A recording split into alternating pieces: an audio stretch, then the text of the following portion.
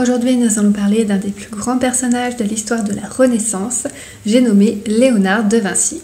L'esprit de la Renaissance. Artiste florentin et inventeur de génie, Léonard s'est illustré dans tous les domaines de la connaissance. Humble début. Né en 1452 dans la petite ville de Vinci, près de Florence, Léonard est le fils naturel d'un notaire et d'une jeune paysanne. Élevé à la campagne par ses grands-parents, il rejoint son père à Florence à l'âge de 13 ans. Léonard entre bientôt comme apprenti dans l'atelier du célèbre peintre Verrocchio. C'est là qu'il apprend la peinture et la sculpture du marbre et du bronze. Dessiner pour comprendre.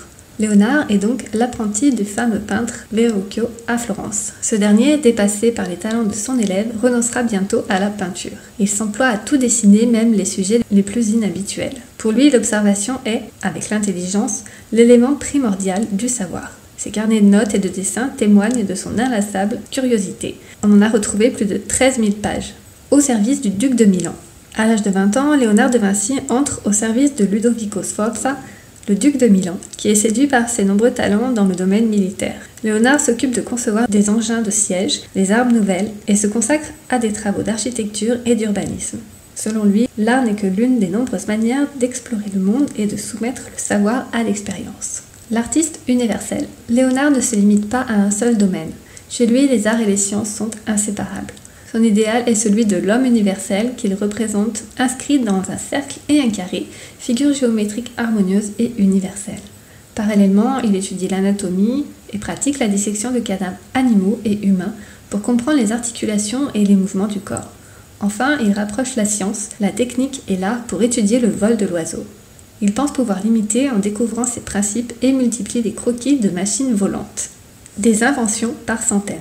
Léonard a l'idée de machines volantes, de machines de guerre, de ponts ou de systèmes de canaux sophistiqués. Il perfectionne les mécanismes des horloges, des pompes et des moulins. Il dessine des parachutes, des hélicoptères, des chars d'assaut ou encore des avions. À la cour du roi de France. Léonard de Vinci est présenté à François Ier en décembre 1515. Subjugué, le roi l'invite à séjourner en France.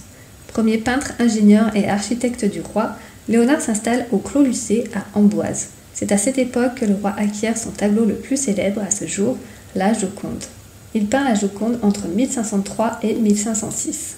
Léonard ne vivra que 2 ans en France aux côtés du roi François Ier, mais son influence sera pourtant considérable. Il s'éteint 2 ans plus tard, en mai 1519, à l'âge de 67 ans. Merci beaucoup d'avoir écouté jusqu'au bout, j'espère que ça vous a plu. Je vous invite à dire en commentaire si vous aussi vous êtes impressionné par le parcours et la vie de Léonard de Vinci. N'hésitez pas à liker et à partager à des personnes que ça peut intéresser. N'oubliez pas de vous abonner pour être tenu au courant de toutes les nouveautés.